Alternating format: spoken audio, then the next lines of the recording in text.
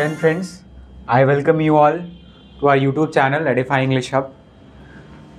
स्वागत है आप सभी का हमारी डेली की इस रीडिंग की क्लास में, जहाँ पे हम द हिंदू से आर्टिकल को एक पिक करते हैं and how we can improve our reading skill and how can we make it advance. उस चीज़ को हम धीरे धीरे करने की कोशिश करते हैं।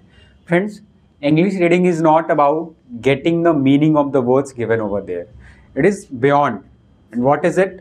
That getting the holistic understanding of that particular word or that particular sentence which are given there, है ना।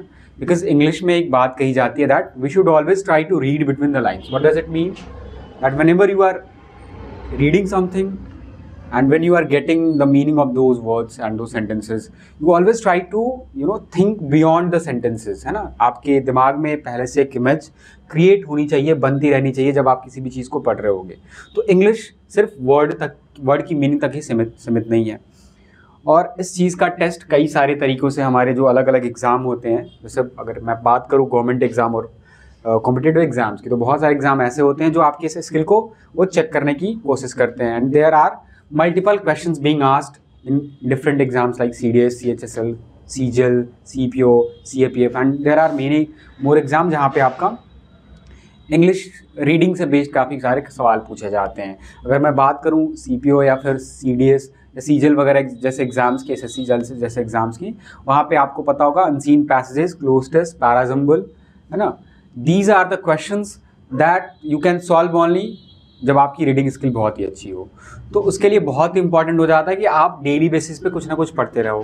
And this class is for that purpose, है ना। If you really want to improve your reading skill and make it at a level where you can solve a question while doing the skimming only, so you can use this particular session. इसमें हम क्या करते हैं, the Hindu के article को pick करते हैं। इससे होता क्या है, दो चीज़ें आपको बेनिफिट करती हैं। यहाँ पे आप एक चीज़ों के बारे में कुछ ना कुछ जानते भी हो, है ना। मतलब आप खुद को अपडेट भी रखते हो, जैसे कि आप लोगों में से बहुत से लोग ऐसे भी होंगे जो खुद को अवेयर रखना चाहते होंगे, ठीक है। तो इस हिसाब से भी ये क्लास बहुत इंपॉर्टेंट हो जाती है। और साथ ही साथ वोकैबुलरी बेस्ड या फिर रीडिंग बेस्ड जो क्वेश्चंस होते हैं, उस पर्पसफुली भी आप इसको यूज़ कर सकते हैं। तो चलिए आज की क्लास को हम आगे बढ़ाते हैं एंड देखते हैं आज हमारे पास क्या है पढ़ने के लिए, कौन सा आर्टिकल है। आज का जो आर्टिकल का टाइटल है that is burden of proof. क्या होता है इसका मतलब? तो बर्डन ऑफ प्रूफ का मतलब होता है, सपोज आपने किसी के ऊपर ब्लेम, है ना, किसी के ऊपर कोई एक्विजिशन लगाया हुआ है, आरोप लगाया है कि हाँ इस पर्टिकुलर इंसान ने मेरे साथ ऐसा गलत किया है। तो उस चीज़ को साबित करने का अगर जिम्मा आप ही के ऊपर होता है जिसने आरोप लगाया है, that is called burden of proof. यानी साबित करने का जो जिम्मा है, रिस्पॉन्सिबिलिटी है, उसी इंसान पे होती है जो क्लेम करता है, ठीक है। This is the particular meaning of this title of the article. But before going ahead, थोड़ा सा हम कुछ चीज़ों को और चेक कर लेते हैं। वोट क्या होता है आप सब लोग बहुत अच्छे से जानते होंगे। आप सब लोगों में से आई होप कि बहुत सारे लोग ऐसे भी होंगे, दे विल बी एलिजिबल, है ना, वो वोट भी करते होंगे and they frequently choose there candidates in the respective elections over there, or it is about assembly election or it is about general election. So vote is a right. vote क्या होता है? एक ऐसा अधिकार है इंसान का। अगर इंडिया की बात करें तो आप above 18 अगर आप हो तो you are an adult, so you have a right, है ना। आपके पास एक राइट होता है that you can choose your candidate, है ना, जिसको भी आप चुनना चाहते हो। Depends on completely on you। तो जो वोट का राइट होता है वो क्यों, वो किसी भी कंट्री की डेमोक्रेसी के लिए, there is a country who is a democratic nation, उसके लिए बहुत इंपॉर्टेंट हो जाता है, बहुत इंपॉर्टेंट पिलर हो जाता है। क्योंकि वहाँ की जो सरकार है, वहाँ की जो भी गवर्नमेंट चुन करके आएगी, वो किस तरीके से काम करेगी, वहाँ पे जितने भी ऐसे सोसाइटी में जितने भी लोग हैं, सोशल वेलफेयर स्कीम्स किस तरीके की चलाएगी, वो डिपेंड करता है आपके वोटिंग से ही। अगर आप एक बार जब चुन लेते हो किसी को भी, तो एक फिक्स टाइम लिमिट के लिए फिर वो आपके ऊपर मतलब बेसिकली गवर्नेंस का काम करते हैं, ठीक है। तो वोट बहुत इंपॉर्टेंट हो जाता है किसी भी डेमोक्रेसी के लिए। एंड चूँकि हमारे यहाँ अलग अलग बहुत सारे वोट होते हैं, CM इलेक्शन होते हैं, PM इलेक्शन होते हैं, साथ ही साथ if you are living in a area तो वहाँ पे डिस्ट्रिक्ट लेवल पे या फिर ग्रामीण रूरल लेवल पे भी काफ़ी सारे इलेक्शंस होते हैं। तो वोटिंग का जो प्रोसेस है उसका ट्रांसपेरेंट होना, फेयर होना, है ना, बिना किसी फ्लॉ के होना बहुत ही इंपॉर्टेंट हो जाता है। और इंपॉर्टेंट और भी ज़्यादा क्या हो जाता है, तो अगर ऐसी बॉडी जिसके ऊपर ये रिस्पॉन्सिबिलिटी है उसका ट्रांसपेरेंट होना बहुत इंपॉर्टेंट हो जाता है। जैसे हम यहाँ पे बात करेंगे ECI की, that is election commission of India की। ठीक है, चलिए तो देखते हैं, थोड़ा सा वोट के बारे में जानते हैं एंड एक वोटर का है ना सिग्निफिकेंस क्या है एक कंट्री के अंदर, नेशन के अंदर, थोड़ा सा ये भी जानते हैं। वोट क्या होता है, तो vote is a formal expression. ये एक फॉर्मल का मतलब क्या होता है, रिटन है ना, बहुत अच्छे तरीके से लिखा हुआ। That is vote is a formal expression of a persons choice. एक इंसान की चॉइस का एक फॉर्मल एक्सप्रेशन होता है, और ओपिनियन का भी, इन एन इलेक्शन और डिसीजन मेकिंग प्रोसेस, यानी या तो इलेक्शन में और साथ ही साथ डिसीजन मेकिंग प्रोसेस के अंदर। ठीक है, डायरेक्टली हम किसी भी अपनी कंट्री के लिए डिसीजन नहीं लेते हैं, बट डिसीजन वही लेते हैं जिनको हमने चुन के भेजा होता है। तो दैट मीन्स कि आपने, तो वहाँ पे आपको वोट करना पड़ता है उस चीज़ को रिप्रेजेंट करने के लिए। If you really want to represent your opinion और choice in the form of decision, तो आप इलेक्ट करते हो किसी ना किसी कैंडिडेट को वोट के तौर पे, वोट दे के ही आप करते हो। इट इज़ अ टूल, एक ऐसा टूल है, एक ऐसा यंत्र है या वस्तु है या चीज़ है, थ्रू विच, जिसके द्वारा सिटीजन्स जो क्या होते हैं वो पार्टिसिपेट कर रहे हैं डेमोक्रेसी के अंदर और डिसाइड करते हैं हु विल रिप्रेजेंट देम और विच डिसीजन विल बी टेकन, यानी कौन को रिप्रेजेंट करेगा और किसके डिसीजन को लिया जाएगा, है ना। आपको पता होगा जब भी इलेक्शंस होते हैं तो मैनिफेस्टो जारी किए जाते हैं। इलेक्शन में जो भी पार्टिसिपेंट्स होते हैं, पॉलिटिकल पार्टीज होती हैं, वो अपना अपना मैनिफेस्टो रिलीज़ करती हैं कि हाँ आने वाले टाइम में ये करेंगे, ये प्रॉब्लम रही थी पिछले सरकार की, हम इसको ठीक करने की कोशिश करेंगे। तो कहीं ना कहीं एक उनका क्या रहेगा आगे का, वो डिसाइड करते हैं। तो उसी बेसिस पे लोग क्या करते हैं, हालांकि इससे आप जानते हो कि मैनिफेस्टो से बियॉन्ड जाती हैं सारी की सारी चीज़। जब वोटिंग की बात करी जाती है कि एक पर्टिकुलर इंसान किसको वोट करता है, तो उसका एजुकेशन, उसका नॉलेज भी बहुत मैटर करता है ना। वैल्यू यहाँ पे, और वोटिंग में जो पार्टिसिपेट करते हैं वो क्या हो जाते हैं, वोटर हो जाते हैं। वोटर का क्या क्या वैल्यू होता है, तो कॉन्स्टिट्यूशनल वैल्यू सबसे पहले देखते हैं। हर एक जो सिटीजन होता है, सिटीजन यहाँ पे बात कर रहे हैं, अगर इंडियन सिटीजन की बात करें, has the right to vote, यानी सिटीजन के पास राइट टू वोट का अधिकार होता है अंडर यूनिवर्सल अडल्ट फ्रेंचाइज, है ना, UAF। इसके अंतर्गत if a person is above 18 तो ही इज एलिजिबल, अगर उसका वोटिंग लिस्ट में नाम है तो he is eligible for the vote. ठीक है, तो ये वोटर बन जाता है वो। Each vote carries equal weight, हाँ ये भी बात है कि हर एक वोट का इक्वल वेटेज होता है।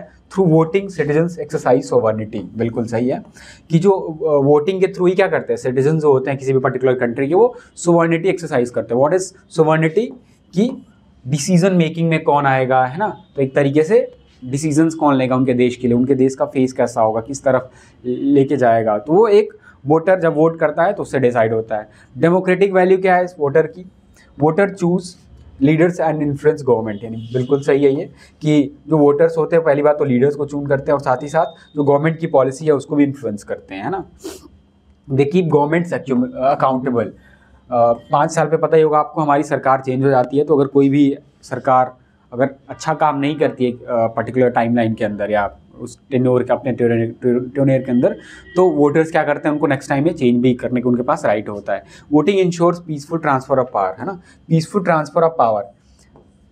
हमारी कंट्री में भी ऐसा ही होता है कि जब कभी भी पुरानी सरकार अगर नई सरकार से मतलब पार्टी से रिप्लेस हो जाती है तो पीसफुल तरीके से काफ़ी ज़्यादा ये हमने देखने को मिलता है, तो वोटिंग से ही पॉसिबल हो पाता है। ठीक, सोशल एंड एथिकल वैल्यू, इसका थोड़ा सा बियॉन्ड भी देख लेते हैं। ये तो 2 चीज़ें हो गई, तीसरी चीज़ क्या हो गई, जो सोशल सामाजिक और एथिकल वैल्यू क्या है, नैतिक मूल्य क्या है इसका।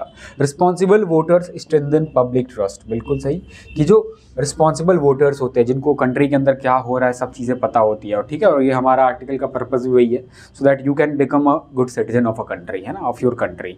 तो वो पब्लिक ट्रस्ट को स्ट्रेंथन करते हैं, मजबूत करते हैं। Voting creates a sense of ownership, जो वोटिंग है वो क्रिएट कर देता है एक सेंस ऑफ ओनरशिप को, आपको आपके पास एक मालिक होने का अधिकार है, सेंस आ जाता है इन गवर्नेंस, क्योंकि पता होगा डेमोक्रेसी की डेफिनेशन ही क्या होती है कि by the people for the people of the people, यानी लोगों का लोगों के द्वारा ही लोगों के ऊपर शासन, दैट इज कॉल्ड डेमोक्रेसी, है ना।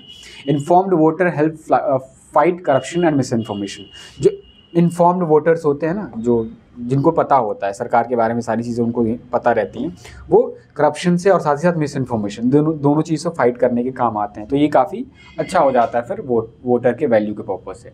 ठीक है, तो आपको आई होप आपको ये थोड़ा इंटरेस्टिंग लगा होगा। ठीक है, आप हर जगह बहुत सारी चीज़ें पढ़ते होंगे, बट ये थोड़ा सा हमारा कोशिश रहता है कि आप थोड़ा चीज़ों को बियॉन्ड तरीके से समझें, ठीक है, ताकि आपका एक रैशनल अंडरस्टैंडिंग बिल्ड हो किसी भी चीज़ को लेकर के कि हाँ अगर वोटर आप यू आर अ वोटर तो आपके क्या रिस्पॉन्सिबिलिटीज़ क्या वैल्यूज़ आप कैरी करते हो और वोट का क्या मतलब होता है। चलिए आज आर्टिकल के आए हुए वर्ड्स देख लेते हैं। बहुत अच्छे अच्छे वर्ड है, आज का आर्टिकल बहुत अच्छे अच्छे वर्ड को कैरी कर रहा है। पहला वर्ड है बूस्ट। बूस्ट का मतलब क्या होता है? ये नाउन भी होता है, वर्ब भी होता है, यहाँ पे वर्ब की तरह यूज़ किया गया है इस आर्टिकल के अंदर। बूस्ट का मतलब होता है इंक्रीज और इम्प्रूव समथिंग, यानी किसी चीज़ को इंक्रीज या फिर इम्प्रूव कर देना, यानी बढ़ा देना। ये क्लास भी आप करके अपनी अंडरस्टैंडिंग को बूस्ट ही कर रहे हो एक तरीके से, तो that is called boost. Enhance, strengthen, raise, आप इसको कह सकते हैं। ये वर्ड रेज भी आया है इस आर्टिकल के अंदर। प्रोस्पेक्ट, प्रोस्पेक्ट इज संभावना, likelihood, something likely to happen in future, यानी फ्यूचर के अंदर जो कुछ होने वाला है अगर आप उसका अंदेशा लगा रहे हैं, दैट इज कॉल्ड प्रोस्पेक्ट। इसको आप एक वर्ड हमने किया था अभी पिछली क्लास में, स्पेक्यूलेशन, है ना, स्पेक्यूलेशन भी आप इसको कह सकते हैं, ठीक। पॉसिबिलिटी और likelihood, that is the synonym. Collude with, collude with का मतलब क्या होता है? छुप करके किसी चीज़ को प्लान करना है, साठगांठ करना, that is called collude with. Secretly cooperate for wrong, और ये काम क्यों किया जाता है? ताकि किसी गलत काम को अंजाम दिया जा सके, that is called collude with. Conspire, plot या स्कीम भी आप इसको कह सकते हैं ना। बहुत अच्छे अच्छे वर्ड है, एग्जाम में फ्रीक्वेंटली पूछे जाते हैं। ये विद यहाँ पे इसलिए लिखा है क्योंकि कॉल्यूड के साथ हमेशा विद का ही यूज़ होता है। इस चीज़ का भी आप थोड़ा ग्रामेटिकल पर्सपेक्टिव से ध्यान दे सकते हैं। मिटिगेट वर्ड आया था, मिटिगेशन, इसी से वही वर्ड बना है मिटिगेट। मिटिगेट का मतलब क्या होता है? किसी भी चीज़ की सिवियरिटी को, इंटेंसिटी को क्या कर देना? रिड्यूस कर देना, कम कर देना, दैट इज कॉल्ड मिटिगेट। जैसे whenever we have a headache, तो हम कुछ मेडिसिन जैसे डिसिप्लिन वगैरह कंज्यूम करते हैं, जिससे क्या होता है हमारा जो पेन होता है वो मिटिगेट हो जाता है। उसको जो दवा होती है वो हमारे सर दर्द को कम कर देती है, दैट इज कॉल्ड मिटिगेट। या फिर क्लाइमेट चेंज, अगर हम, क्योंकि क्लाइमेट चेंज के कॉन्टेक्स्ट में ज़्यादा यूज़ होता है, तो क्लाइमेट चेंज को जो भी कम करने के जो एक्शंस लिए जाते हैं, तो that reduction is called mitigation, है ना, मिटिगेट। लेसन, ईज या मॉडरेट भी आप इसको कह सकते हैं। क्रेडेंस, क्रेडेंस का मतलब क्या होता है? ये वर्ड क्रेडो से बना है। क्रेडो का मतलब क्या होता है ना, ये बहुत ही अच्छा, ठीक है, हमारे चैनल पे पढ़ा हुआ भी है। आप अगर नॉर्मल वे के थ्रू रूट वर्ड्स के थ्रू अगर आप अपनी वोकैबुलरी को स्ट्रॉन्ग करना चाहते हैं, तो हम इसके डिस्क्रिप्शन में इसका लिंक डाल देंगे, ठीक है, प्लेलिस्ट का, आप वहाँ पे देख सकते हैं। क्रेडेंस का मतलब क्या होता है? क्रेडो का मतलब सबसे पहले बता दूँ तो बिलीफ, है ना। क्रेडो का मतलब क्या होता है? बिलीफ होता है। बहुत सारे वर्ड बनते हैं जैसे क्रेडिटेबल, है ना, credit, credential and many more words, ठीक है। Credo, creed. क्रेडेंस का मतलब क्या होता है? बिलीफ और एक्सेप्टेंस एज ट्रू, यानी बिलीफ यानी भरोसा या आस्था, या फिर एक्सेप्टेंस किसी चीज़ का कि वो सही है, that is called Credence. Trust, validity या क्रेडिबिलिटी भी आप इसको कह सकते हैं। बहुत अच्छा वर्ड है, ये अक्सर हमने कई बार एग्जाम में देखा है, कई बार आर्टिकल्स में देखा है। अले बहुत अच्छा वर्ड है। अले का मतलब क्या होता है? काम, फियर्स और सस्पिशन। कोई भी ऐसी चीज़ जो डर को और साथ ही साथ सस्पिशन को क्या करती हो? कम करती हो, यानी शांत करती हो, दैट इज कॉल्ड अले। सूद, पैसिफाई, मॉलिफाई, बहुत अच्छे अच्छे वर्ड है ये। अस्वेज, है ना, अस्वेज भी होता है ना, बहुत अच्छा वर्ड है ये भी। काम, बाम, बहुत सारे वर्ड है, ठीक है, बहुत इंपॉर्टेंट है, ये याद रखिएगा। क्लियर द एयर, यानी हवा को साफ कर रहा है, दैट मीन्स रिमूव कंफ्यूजन और सस्पिशन, यानी कंफ्यूजन या फिर सस्पिशन को क्या कर देना? साफ कर देना, हटा देना, that is called clear the air. Clarify, resolve doubts, है ना, क्लैरिफाई करना, स्पष्टीकरण करना, एंड डाउट्स को क्या करना? रिजॉल्व करना, यानी ठीक करना। Next word is disingenuous. Disingenuous का मतलब क्या होता है? देखिए, ये वर्ड इंजेनुअस का अपोजिट है। इंजेनुअस का मतलब क्या होता है? तो समथिंग दैट इज भोला भाला, है ना। तो डिसइंजेनुअस क्या हो गया? नॉट सिंसियर और मिसलीडिंग, यानी कोई भी ऐसी चीज़ जो सिंसियर ना हो या फिर मिसलीडिंग हो, गुमराह करने वाली हो, रास्ता भटकाने वाली हो, that is called misleading.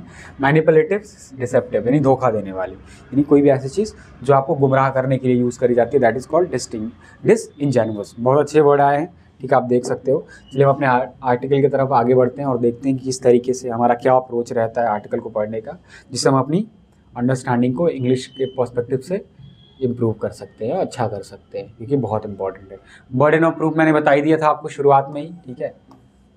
Only the choice of the voters, केवल जो चॉइस होता है, चुनाव करने का जो काम होता है, किसका? वोटर्स का। वोटर भी हमने जान ही लिया। इज सीक्रेट, ये सिर्फ क्या होता है? सीक्रेट होता है, छुपा हुआ होता है ना, छुपी हुई चीज़ होती है। नॉट वेदर दे वोटेड और नॉट, ना कि ये चीज़ कि हाँ कि दे वोटेड, उन्होंने वोट किया या नहीं, ये चीज़ इंपॉर्टेंट नहीं है। पता ही होगा आपको कि जब एक वोटर इलेक्शन में पार्टिसिपेट करने के लिए पोलिंग बूथ पे जाता है, वहाँ पे जब अपने तो काफ़ी सीक्रेसी के साथ में कि वो किसको वोट कर रहा है, इस चीज़ को काफ़ी सीक्रेट रखा जाता है, उसको रिवील नहीं करा जाता, ठीक है। ये वोट पूरे का पूरा वोटर पे डिपेंड करता है कि अगर वो चाहे तो पब्लिकली वो बता सकता है, बट उसके अलावा उस चीज़ को कोई रिवील नहीं करेगा, है ना, तो वो बहुत सही है।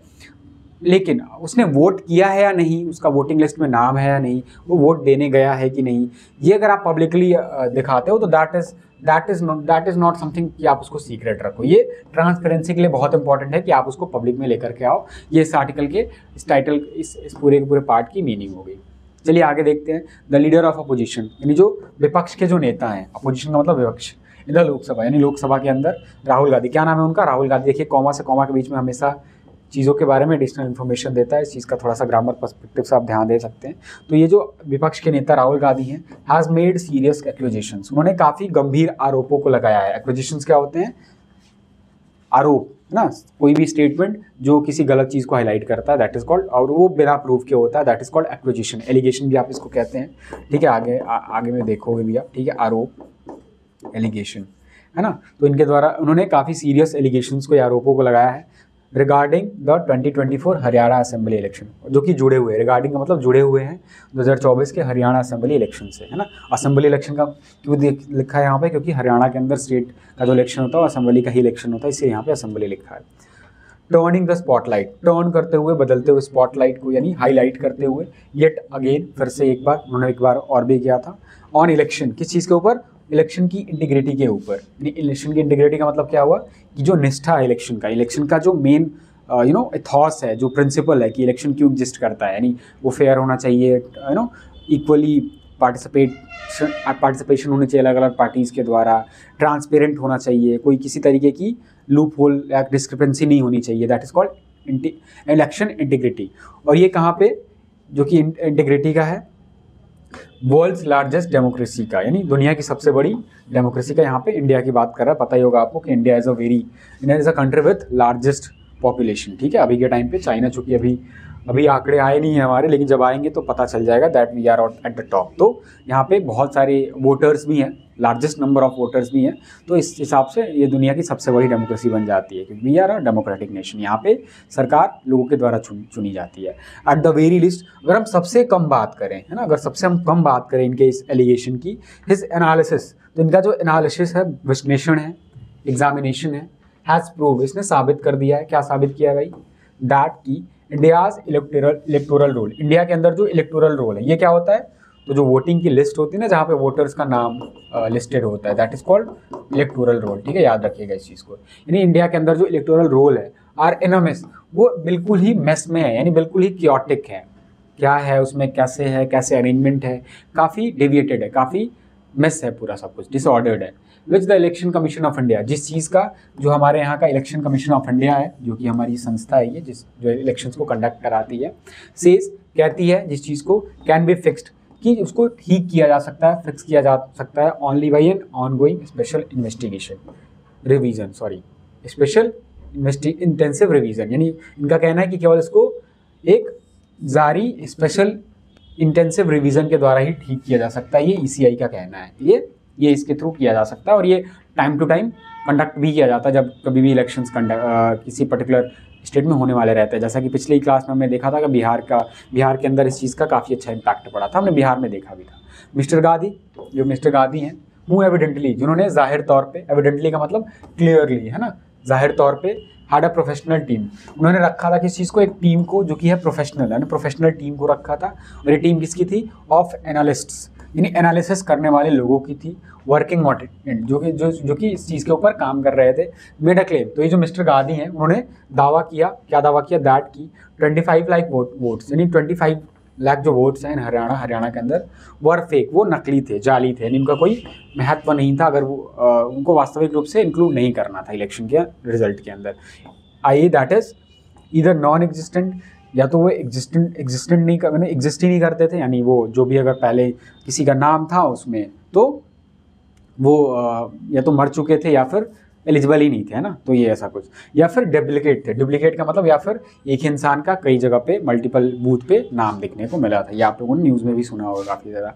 और इन एवरी 8 वोटर्स, या फिर जो एक वोटर है हर एक 8 वोटर्स में से, हरियाणा के अंदर बात कर रहा है, टोटल जो वोट हुए हैं, तो 8 में से जो एक वोट है, वेयर जहाँ पर मतलब ये फेक है ना, 8 में से एक वोट फेक है, ऐसा कांग्रेस के जो अपोजिशन के लीडर हैं उनका कहना है। कांग्रेस वेयर, जहाँ पर कांग्रेस हैड लॉस्ट, ये वही हरियाणा है जहाँ पे कांग्रेस हैड लॉस्ट, कांग्रेस हार गई थी, क्या चीज़ 2024 के इलेक्शन को, यानी जो 2024 के इलेक्शन को हार गई थी। तो ये यहाँ पे हुआ है 25 लाख उन्होंने बताया कि गलत वोट पड़े हुए हैं, फेक है।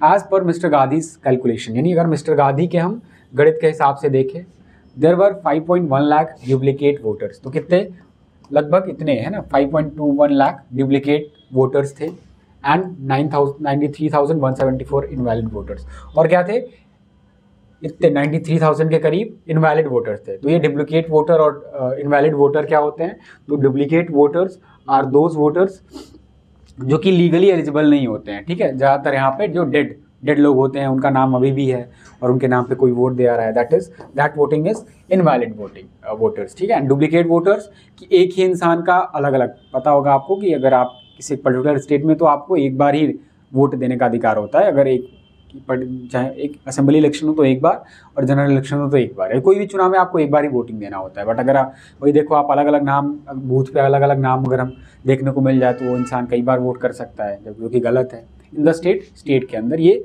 आंकड़े बता रहे हैं यहाँ पे। एंड ही क्लेम्ड, और उन्होंने दावा किया, क्लेम मतलब दावा किया, जोर से कहा, देयर वर 1,24,177 यानी 1,25,000 के करीब वोटर्स विद ब्लर्ड और फेक फोटोग्राफ्स। यानी ये भी थे किसके साथ में, तो ब्लर्ड, यानी फोटो उनकी क्या थी, धूमिल थी यानी धुंधली थी, एंड नकली या फिर नकली फोटोग्राफ्स के साथ में थे ऑन द इलेक्टोरल रोल। तो इस चीज़ का भी उन्होंने क्या किया, दावा किया कि जो वोटिंग लिस्ट है उसमें ब्लर पिक्चर्स या फेक फोटोज भी काफ़ी ज़्यादा लगाए गए थे।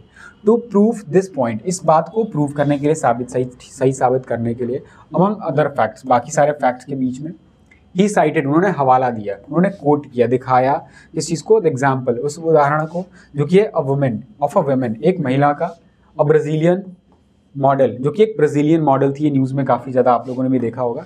उस पिक्चर वॉज अवेलेबल, जिसका जो फोटो था या पिक्चर था वो अवेलेबल था ऑनलाइन, है ना, उसका फोटो ऑनलाइन था और ये पता भी चल गया कि वो ब्राज़ीलियन मॉडल है जो भी वो पिक्चर दिखा रहे थे, ऐसा इस आर्टिकल में कहा गया है।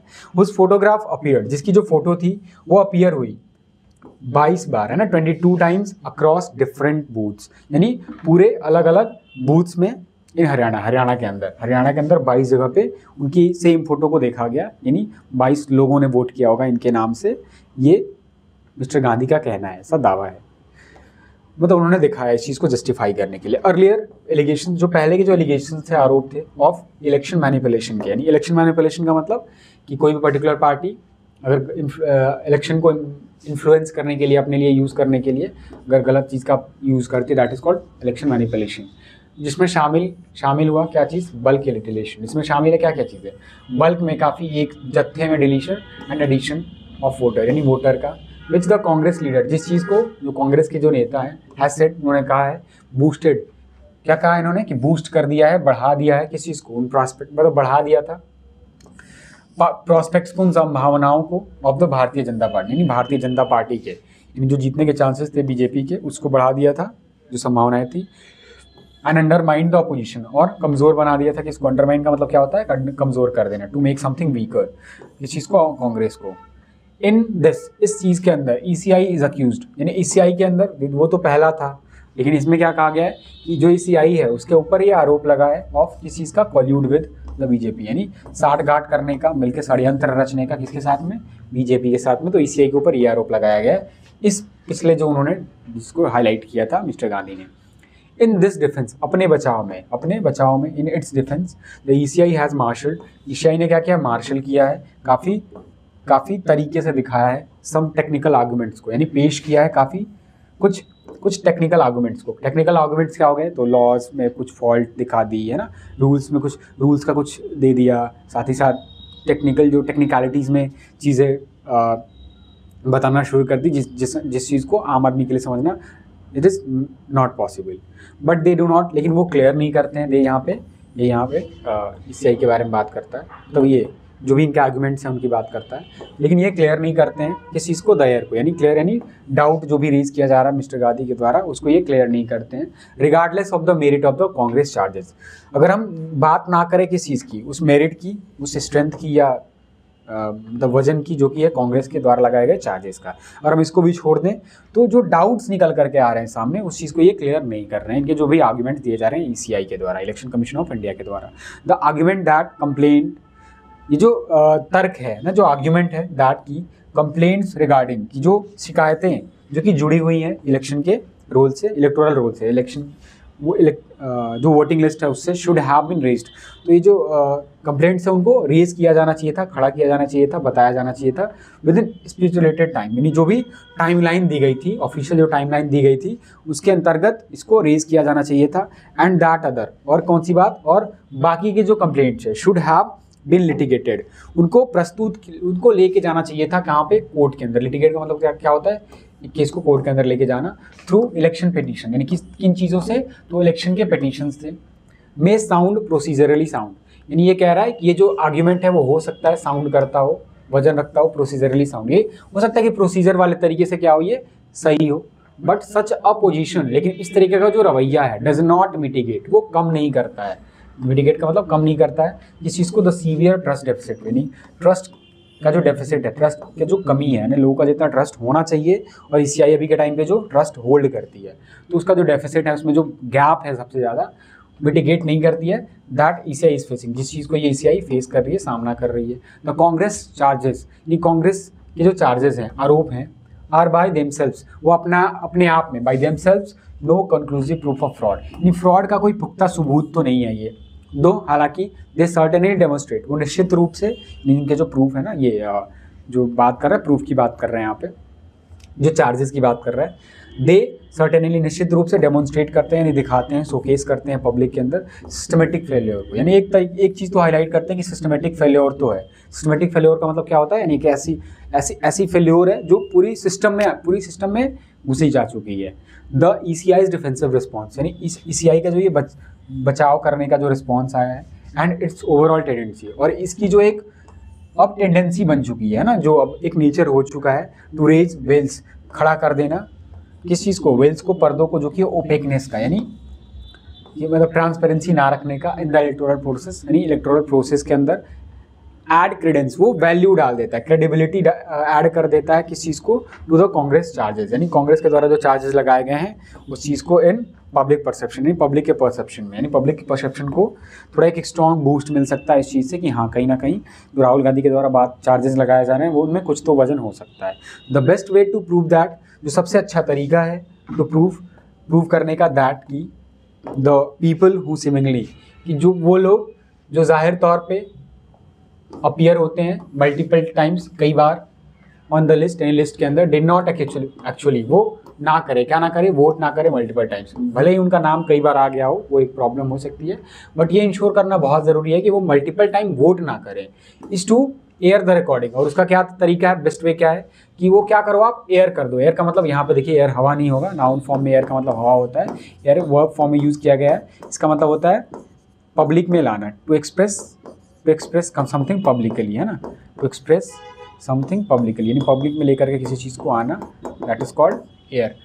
कि एयर करें किस चीज़ को, पब्लिक में लेकर के आए रिकॉर्डिंग को, रिकॉर्डिंग जो की जाती है, विच इज़ मेड, जिसको किया जाता है एट ईच बूथ, यानी हर एक बूथ पे रिकॉर्डिंग करी जाती है, जो भी इलेक्शंस में लोग वोट देने आ रहे होते हैं सबकी रिकॉर्डिंग होती है। ऑन द डिसइंजेन्युअस ग्राउंड, यानी अगर हम एक नॉन सिंसियर ग्राउंड की हम अगर बात करें, जो कि है वोटर के प्राइवेसी का, वोटर की लेकर के जो प्राइवेसी की बात करी जाती है एंड सिक्रेसी का, द ईसीआई हैज़ रिस्ट्रिक्टेड, तो ईसीआई ने क्या किया है, रिस्ट्रिक्ट कर रखा है, लिमिट कर रखा है, सीमा लगा रखा है उस एक्सेस पे, उस पहुंच पे, जो कि है उन वीडियोज़ के फुटेज का, यानी वीडियो का फुटेज जनरली नॉर्मल लोगों के लिए अलाउड नहीं है, पब्लिक में अलाउड नहीं है। इलेक्शन रोल्स का, और किस चीज़ को रेस्ट कर रखा है, इलेक्शन के रोल का, यानी जो लिस्ट निकाली जाती है उस चीज़ का, एंड अदर डिटेल्स का, और बाकी सारे डिटेल्स का भी, जो कि है इलेक्टोरल प्रोसेस का, यानी इलेक्शन के रिलेटेड प्रोसेस का इन द रिसेंट पास्ट। अगर हम हाल ही की पास्ट की बात करें तो the only thing secret about voting, जो केवल एक चीज़ जो सीक्रेट होनी चाहिए वोटिंग को लेकर के, should be the vote itself, वो खुद वोट होना चाहिए, यानी वोट किसको कर रहे हैं ये होना चाहिए। Who the voters are, voters कौन हैं, एंड हु एक्चुअली वोटेड, और किसने वोट किया, must be open public records, वो पब्लिक के लिए ओपन रिकॉर्ड्स में होना चाहिए। द बेस्ट वे टू अले फेयर्स, यानी जो सबसे अच्छा तरीका है शांत करने का या कम करने का फेयर्स को, यानी डरों के, अप्रीहेंशंस को, अप्रीहेंशन भी आप यहाँ पे नोट कर सकते हो, ठीक, अप्रीहेंशन बहुत अच्छे, कि हमारा पर्पज़ है कि आप इस क्लास को आप वोकैब के पर्पज़ से भी यूज़ कर सकें। तो जो बेस्ट तरीका है अले करने का, कम करने का फेयर्स को, जो कि रिगार्डिंग, यानी जुड़े हुए हैं इलेक्टोरल प्रोसेस से, इलेक्शन का जो प्रोसीजर है उससे, इज़ टू मेक, वो क्या है कि आप मेक करो सारे इन्फॉर्मेशन को पब्लिकली अवेलेबल, यानी आप क्या करो, पब्लिकली उसको अवेलेबल करा दो। रिटेनिंग बचा के रखने का जो काम है सीक्रेसी को, ओनली विद रिगार्ड टू, वो किसके साथ में होना चाहिए, का संबंध होना चाहिए to the choice of the voter, यानी वोटर के चॉइस से होना चाहिए कि वोटर किसको वोट करता है ना, वो जा रहा है नहीं जा रहा है ना, पार्टिसिपेट करता है नहीं करता है, अगर वो अपने पब्लिक में आकर के अपने ओपिनियन को रख रहा है नहीं रख रहा है, ये उसका कंसर्न होना चाहिए, सिर्फ वोटर का कंसर्न होना चाहिए, बाकी चीज़ें आप अवेलेबल कराओ, ये इस आर्टिकल का कहना है। तो आई होप ये आर्टिकल आपको अच्छे से समझ में आया होगा। ठीक है, देखा आपने किस तरीके से चीज़ें, थोड़ा सा कुछ ना कुछ प्रॉब्लम तो है, ये हमें पता चल रहा है। ठीक है, इसलिए आज के हम क्वेश्चंस को देख लेते हैं, so that we can clarify और वी कैन वैलिडेट कि हमारे आर्टिकल समझ में आया है कि नहीं, because these questions are made, जब आपने आर्टिकल समझा होगा तभी कर पाओगे। विच इन्फ्रेंस बेस्ट रिफ्लेक्ट्स, कौन सा इन चारों में से ऑप्शन ऐसा है जो सबसे अच्छा दिखाता है आर्टिकल के इंस्टेंस को सीक्रेसी इन वोटिंग को लेकर के, यानी क्या किस चीज़ सीक्रेसी कहाँ होनी चाहिए कहाँ पे नहीं होनी चाहिए, ये आर्टिकल में किस तरीके से बताया गया है। Secrecy applies to all aspects of electoral process, no. Only the voter's identity must be hidden for security, the public must not know who voted at which booth, only the voter's choice must remain confidential not the act of voting. बिल्कुल हमारा answer क्या हो जाएगा, D हो जाएगा। ठीक है, only the voter's identity must be hidden from for security, हमारा आंसर क्या हो जाएगा, डी हो जाएगा। ठीक है, कि केवल जो वोटर का चॉइस होता है वो कॉन्फिडेंशियल होना चाहिए, ना कि जो एक्ट है ना उसका वोट करने का, कि जा रहे हैं नहीं जा रहे हैं, उसका नाम है कि नहीं, ये सब पब्लिक में होना चाहिए, सो दैट चीज़ें ट्रांसपेरेंट हो। Why does the article view technical arguments, क्यों ये जो आर्टिकल है वो देखता है टेक्निकल आर्गूमेंट को एज इनसफिशिएंट, यानी सही नहीं है, छोटा है, वो आर्टिकल का ऐसा क्यों मानना है, क्योंकि they do not align with legal requirement for election, no, because they fail to address the underline issue of public trust. बिल्कुल हमारा आंसर क्या हो जाएगा, बी हो जाएगा। देखते हैं अभी, they reveal the evidence against the ECI is weak, no, because they indicate the absence of efficient procedure, और आंसर क्या हो जाएगा, B will the current act, because do fail address the underline, जो छुपे हुए जो इशूज़ है ना पब्लिक डिस्ट्रस्ट के, उसको ये क्या कर देते हैं, एड्रेस करने में फेल हो जाते हैं, तो ये आंसर हो जाएगा हमारा B. What does the author imply about resolving dispute over electoral roll, मतलब what does the author imply about resolving dispute, मतलब रिजॉल्व करने का जो काम है डिस्प्यूट्स को, जो कि किसको लेकर के है, वोटिंग लिस्ट को लेकर के है, वो क्या बताते हैं आर्टिकल। इस तरीके के डिस्प्यूट उनको हैंडल किया जाना चाहिए through prolong political dialogue, no, political dialogue की बात नहीं करती। They should ideally be settle within formal legal and procedural framework, हमारा आंसर क्या हो जाएगा, बी हो जाएगा। ठीक है, तो B answer will the correct here. तो